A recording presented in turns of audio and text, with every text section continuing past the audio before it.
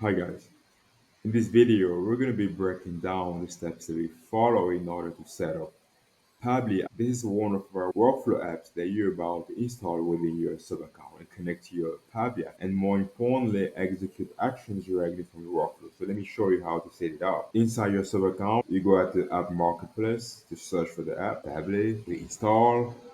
We go at allow and install. There are some credentials required in order to get the installation going, which is to provide the API key and the API seed. So we're going to switch to our Pabbly account in order to get all those keys. Inside Pabbly, we scroll down to settings here, API settings, scroll up, and we have the API key and the API secret. So we're going to copy the first one, API key, we switch back, paste, we go and copy this, the API secret, copy, switch back, we paste, we continue, and we confirm the plan. But we're not going to confirm because we're going to be charged, but that's pretty much it, guys.